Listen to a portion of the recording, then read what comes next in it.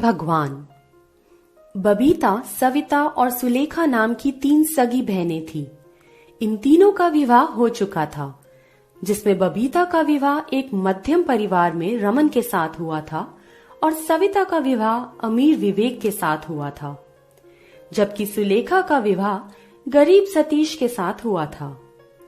रमन दिल्ली की एक कंपनी में नौकरी करता था और विवेक एक होटल में मैनेजर था। उसमें बहुत से लोग काम करते थे, जबकि सतीश एक आइसक्रीम ठेला लगाया करता था। वह घूम घूम आइसक्रीम बेचा करता था और स्कूल के पास ही आइसक्रीम बेचता था। सतीश स्वभाव से नरम था और वह लोगों से विनम्र होकर बातें किया करता था। उसकी विनम्रता की सभी लोग सराहना किया करते थे। लोग कहते थे कि विनम्रता क्या होती है, वह सतीश से सीखें। वह बड़ों को प्रणाम और छोटों के साथ प्रेम पूर्वक व्यवहार किया करता था। एक दिन सतीश आइसक्रीम बेच रहा था। गर्मी का समय था। वह चक्कर खाकर सड़क पर गिर गया तो कुछ लोग उसे उठाकर घर पहुंचाते हैं। कौन है? दरवाजा खोलने पर देखती है, हे भगवान, इन्हें क्या हुआ है?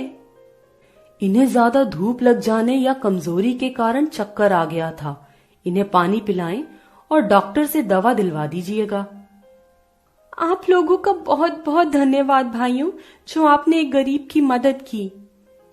कोई बात नहीं बहन, आप इनका ध्यान रखें।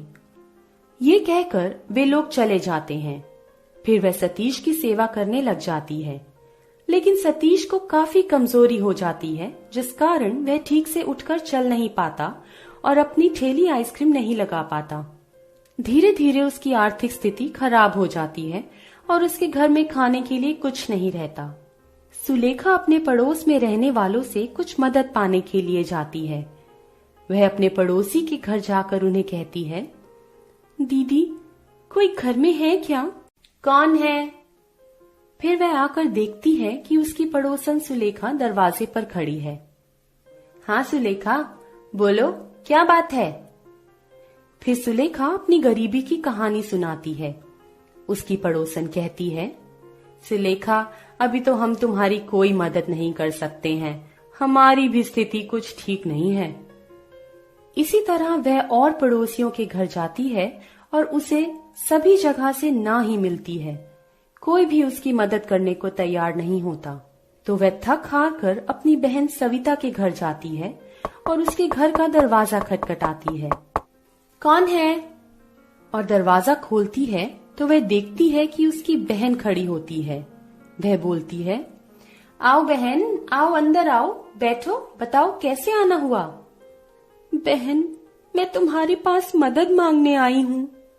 क्या बात है? सब ठीक तो है ना? नहीं, सब ठीक नहीं है। उनकी तबीयत ठीक नहीं है और घर में कुछ खाने को भी नहीं है। मेरी मदद करो। मैं उनसे बिना पूछे कोई काम नहीं करती। पहले उनसे पूछूंगी, तभी तुम्हारे लिए कुछ कर पाऊंगी। ठीक है, तो उनसे पूछ लो।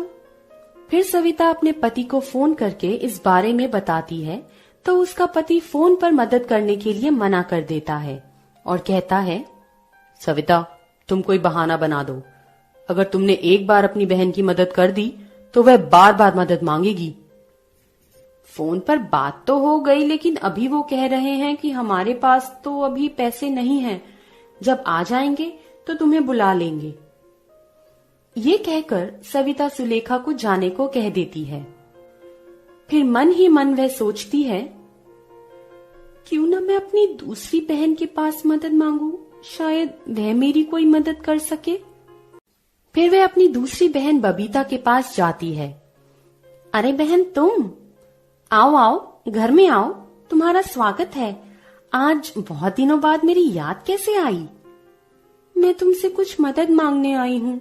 उनकी तबीयत ठीक नहीं है, बहुत दिन हो गए हैं और काम पर भी नहीं गए हैं। अच्छा, लेकिन मैं तुम्हारी क्या मदद कर सकती हूँ?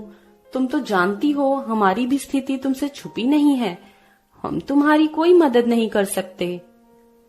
इतना सुनकर सुलेखा का दिल दुखी हो गया और वह बबीता से कहती है, कोई बात नहीं बहन, ठीक है, मैं चलती हूँ। बबीता के घर से नाउम्मीद होकर लौटती हुई सुलेखा को बीच रास्ते में एक गरीब ब्राह्मण मिलता है। वह कहता है, रुको पुत्री, मैं कई दिनों से भूखा हूँ, क्या तुम मुझे भोजन करा सकती हो? मुझे बहुत भूख लग रही है, अगर भोजन नहीं मिला तो मैं जल्दी ही मर जाऊंगा। मन ही मन कहती है, हे भगवान, अब आप ही कैसी परीक्षा ले रहे हो मेरी? आपको सब पता है मेरे घर की स्थिति। क्या हुआ पुत्री, तू क्या सोचने लगी? क्या तू मुझे भोजन नहीं कराएगी? नहीं ब्राह्मण देव, ऐसी बात नहीं है। चलिए आप मेरे साथ मेरे घर चलिए, मैं देखती हूँ, कुछ होगा तो आपके लिए देती हूँ। वह गरीब ब्राह्मण को लेकर अपने घर चली आती है। अपने घर का दरवाजा जैसे ही सुलेखा खोलती है तो सतीश बोलता है, कहाँ गई थी सुलेखा? गई थी मदद की आस लेकर अपनों के पास, पर उनसे भी मदद नहीं मिली। मैं क्या करूं, अब कैसे घर चलेगा? ब्राह्मण को साथ में देख सतीश पूछता है, ये ब्राह्मण देव कौन है? ये ब्राह्मण देव मेरे साथ आए हैं। सुलेखा ब्राह्मण देव को बिठाकर सतीश से कानों में सारी बात बता देती है। भगवान पर विश्वास रखो मेरी प्रिय, ईश्वर हमारी मदद करेगा। कुछ खाने को हो तो इन्हें दे दो, आगे प्रभु की जो इच्छा हो।